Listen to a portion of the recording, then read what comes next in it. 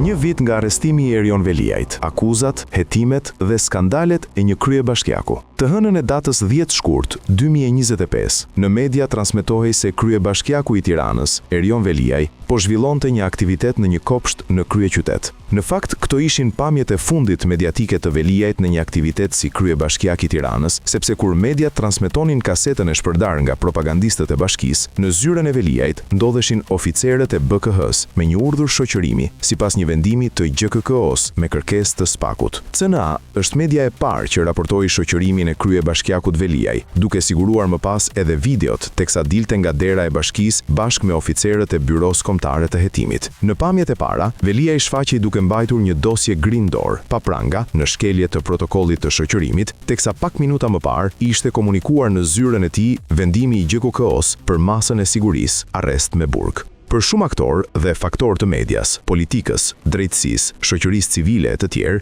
shoqërimi i Veliajt drejt qelisë, derisa të jepej verifikimi i masës së sigurisë një gjyqtari Erion Bani, ishte një lajm i pabesueshëm. Prokurorët Ols Dado dhe Altin Dumani i kishin hedhur prangat kryebashkiakut, ndaj të cilit më pas, me mbylljen e hetimeve, i njoftuan 13 akuza dhe ende ka një tjetër dosje nën hetim. Caktimin e masës së sigurimit personal me karakter shtrëngues, arrest në burg, parashikuar nga neni 238 i kodit të procedurës penale, për shtetësin nën hetim, EV, me detyrë, kryetari i Bashkisë Tiranë, si i dyshuar për kryerjen e veprës penale të korrupsioni pasiv i funksionarëve të lartë shtetëror ose i të zgjedhurve vendor, kryer në bashkëpunim 9 herë dhe pastrimi i produkteve të veprës penale ose veprimtarisë kriminale, parashikuar nga neni 265 dhe 287, fraksion 2 i kodit penal, thuaj në njoftimin e SPAK-ut.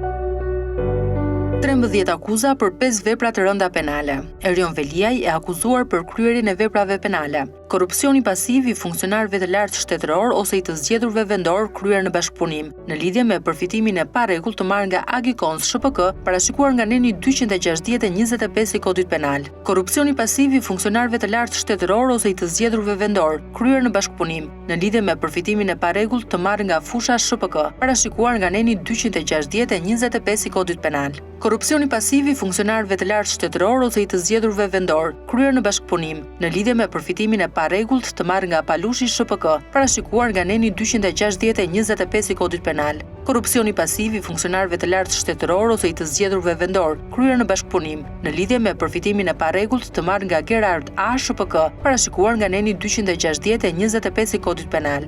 Korrupsioni pasiv i funksionarëve të lartë shtetëror ose i të zgjedhurve vendor kryer në bashkëpunim, në lidhje me përfitimin e parregullt të marrë nga Kontakt SHPK, parashikuar nga neni 260/25 i kodit penal. Korrupsioni pasiv i funksionarëve të lartë shtetëror ose i të zgjedhurve vendor kryer në bashkëpunim, në lidhje me përfitimin e parregullt të marrë nga Eventus OJF, parashikuar nga neni 260/25 i kodit penal. Korrupsioni pasiv i funksionarëve të lartë shtetëror ose i të zgjedhurve vendor kryer në bashkëpunim, në lidhje me përfitim i parregullt i marrë nga Muza OJF, parashikuar nga neni 260/25 i kodit penal. Korrupsioni pasiv i funksionarëve të lartë shtetëror ose i të zgjedhurve vendor kryer në bashkëpunim, në lidhje me përfitimin e parregullt të marrë nga Pyla OJF, parashikuar nga neni 260/25 i kodit penal. Korrupsioni pasiv i funksionarëve të lartë shtetëror ose i të zgjedhurve vendor kryer në bashkëpunim, në lidhje me përfitimin e parregullt të marrë nga Frobulust OJF, parashikuar nga neni 260/25 i kodit penal. Pastrimi i produkteve të veprës penale ose veprimtarisë kriminale kryer në bashkëpunim me më shumë se një herë, parashikuar nga neni 287, fraksion 2 i kodit penal. Futja ose mbajtja e sendeve të ndaluara në institucionin e ekzekutimit të vendimeve me burgim, më shumë se një herë, parashikuar nga neni 224, fraksion A.2 i kodit penal. Shpërdorimi i detyrës, parashikuar nga neni 248 i kodit penal. Kapitulli Ajola Xoxa. Në këtë rast, në komunikimin nga prokuroria e posaçme doli në skenë edhe përfshirja e bashkëshortes Erion Veliajt, Ajola Xoxa. Organi procedues ka mbledhur prova të cilat krijojnë dyshimin e arsyeshëm mbi ekzistencën dhe funksionimin e një skeme korruptive, nga zbërthimi i së cilës në përmbledhje rezulton se fondet publike që dalin nga institucioni i Bashkisë Tiranë kanë kaluar drejt për së drejti te bashkëshortja e këtij të fundit dhe rrethit i tij familjar, thuaj ndër të tjera në njoftimin e SPAK-ut. Ndaj Xoxës u caktua masa e sigurisë arrest në shtëpi për korrupsion pasiv në disa raste. Caktimin e masës së sigurimit personal me karakter shtrëngues arrest në shtëpi parashikuar nga neni 237 i Kodit të Procedurës Penale për shtetasin nën hetim AZ, si e dyshuar për kryerjen e veprës penale të korrupsioni pasiv i funksionarëve të lartë shtetëror ose të zgjedhurve vendor, kryer në bashkëpunim 9 herë, pastrimi i produkteve të veprës penale ose veprimtarisë kriminale, refuzimi për deklarimin, mosdeklarimin, fshehja ose deklarimi i rremi pasurive, interesave private të personave të zgjedhur dhe në punësve publik ose i çdo personi tjetër që ka detyrim ligjor për deklarim, parashikuar nga neni 260/25, 287 fraksion 2 dhe 257 fraksion A pika 2 i Kodit Penal, saktësohej në njoftim. Hetimi i spakut hodhi dritë edhe mbi shpenzimet maramendëse për mallra luksi, rroba dhe bizhuteri të gruas së kryebashkiakut Erion Veliaj. Hetimet shuan në vila, apartamente dhe shuma të mëdha të përfituara nga bashkëshortja e Veliajt për shkak të detyrës së burrit të saj si kryebashkiak. Në Tiranë, një nga kryeqytetet më modeste në Europë, ku paga mesatare është 600 euro në muaj, Ajola Xoxa, bashkëshortja e kryetarit të bashkisë Erion Veliaj, dyshohet se shpenzonte me 100.000 euro në vit vetëm për blerje në internet. Hetimi i Prokurorisë Speciale kundër krimit të organizuar dhe korrupsionit, SPAK, ka zbuluar rreth 130 deklarata doganore në emrin e saj, ose të bashkëpunëtorëve të ngushtë midis 2016 dhe 2021, për një shumë totale prej 860.000 eurosh. Mallrat e luksit e importuara përmes shitësve online si Neta Porter, Moda Operandi dhe Mercedes Distribution Moda, përfshin një gamë të gjerë fustanesh, bizhu, bikini, çorape, aksesor, produkte make-upi, si dhe produkte të tjera luksi nga marka si Louis Vuitton dhe Prada. Veprimet hetimore të kryera në lidhje me shpenzimet e bëra nga Ajola Xoxa dhe të afërmit e saj në shifrën e 86.721.175 lek për rroba, produkte kozmetike, buzëkuq, vathe të tjerë, shkruan SPAK në kërkesën për masën e sigurisë ndaj Ajola Xoxës dhe Veliajt. Rreth 900.000 euro blerje në disa vite zbuloi SPAK-u.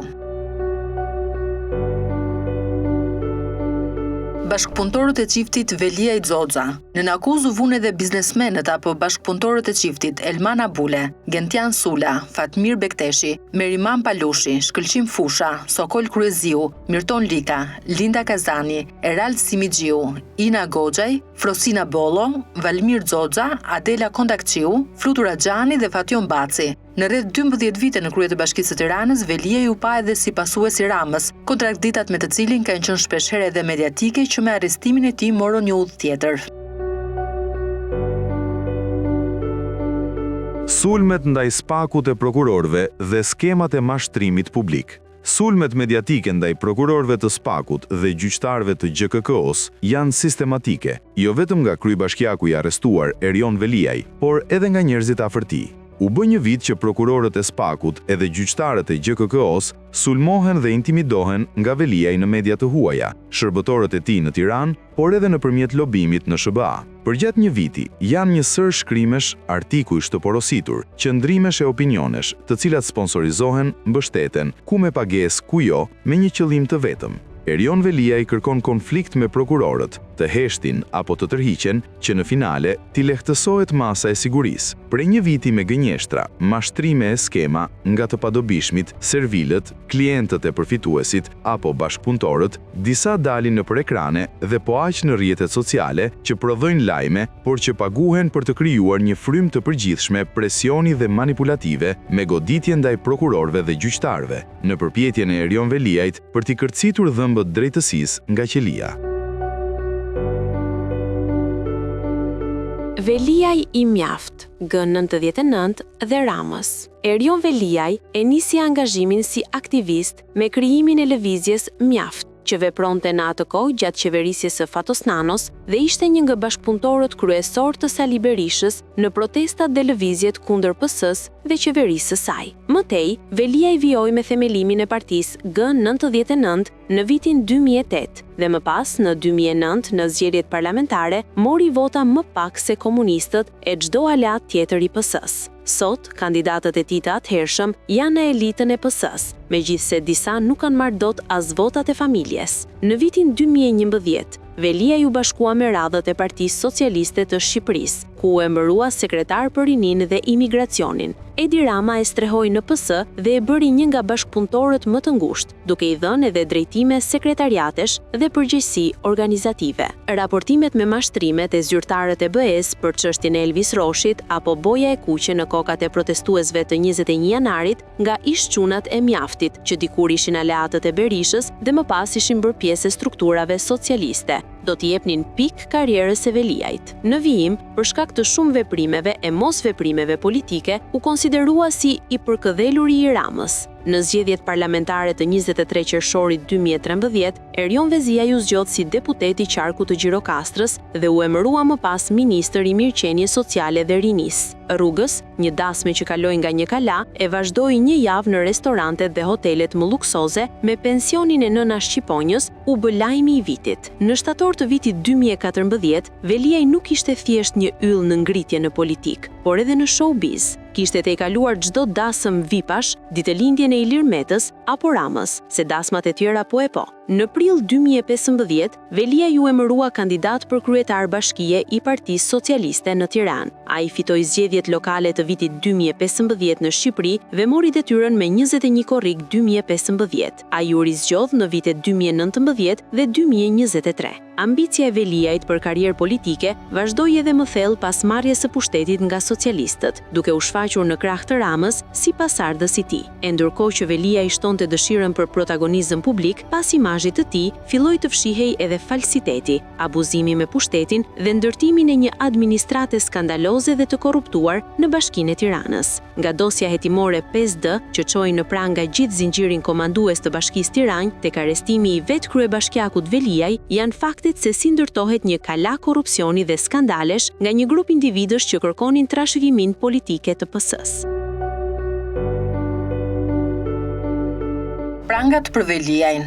U bë një vit nga arrestimi i kryebashkiakut të arrestuar të Tiranës Erion Veliaj dhe megjithatë duket e pabesueshme, ka ende shumë të pazbuluara për çështjen e shumë zhvillime të tjera që priten në vijim. Një tjetër dosje vazhdon të jetë nën hetim. Pavarësisht se ndodhet në burg me 13 akuza për 5 vepra të rënda penale, skandalet e Veliajt shkojnë edhe më tej. Pas ndalimit, publikimi 10 rafaqeve, përgjimeve me direktiva, sulme e akuza ndaj prokurorëve, ishte një rast i padëgjuar e i palexuar më parë. Një skandal që kalonte çdo kufi të imagjinatës njerëzore dhe tregonte si përdori pushteti për luftë ndaj drejtësisë, duke sulmuar dhe mashtruar në media. Palën më një betejat në rrjetet sociale nga redaktori që në atë kohë ishte dhe armiku Spakut dhe u shpall jo pak me drejtësinë. Por afrimi i zgjedhjeve zbuti edhe u tërhoq, duke parë kostot që po i vinin politikisht. Me vendimet e të gjitha gjykatave në çdo nivel, Erion Veliaj ngeli në burg, ku qëndron për një viti. Nga 24 korriku i vitit kaluar, çështja është dërguar në gjykat nga prokurorët Olz Dado dhe Altin Tumani. Por Veliaj nuk i ka ndaluar lojrat e tij me skema e mashtrime për drejtësinë, duke i shtyrë për 7 muaj seancat gjyqësore ndaj tij dhe vendimin për shqyrtimin e çështjes në themel. Vetëm në 9 shkurt 2026, gjykata e posaçme kundër korrupsionit dhe krimit të organizuar vendosi që të kalojë për gjykim çështjen në ngarkim të kryebashkiakut Erion Veliaj, pasi ka vlerësuar se hetimet janë të plota dhe ekzistojnë provat e duhura për t'u gjykuar. Në një vit në qeli, Veliaj ka kaluar edhe duke shtyrë seancat e tij gjyqësore, duke tërhequr zvarr dhe një numër të madh familjarësh e bashkëpunëtorësh, të cilët rrezikojnë dënime të rënda penale. Erion Veliaj përgjatë një viti ka treguar se i trembet përballjes me faktet, provat dhe mbi të gjitha me drejtësinë dhe një proces të rregullt ligjor. Maska të ranë, ndryshe nga politikani europian që e ka predikuar vetë ndër vite, Veliaj pa në fytyrën e tij shumë dimensionale që nga përgjimet, sulmet mediatike, mbrojtja nga persona nën akuzë nga Spaku apo avokatët e krimit, e deri te lobimet me raporte gënjeshtrash e shpifjesh nga më monstruozet. Pas një viti në qeli, Erion Veliaj është ende i pafajshëm, por me 13 akuza të rënda penale dhe me suratin e tij të vërtet publik, atë të zdromsit siç vetë quhej.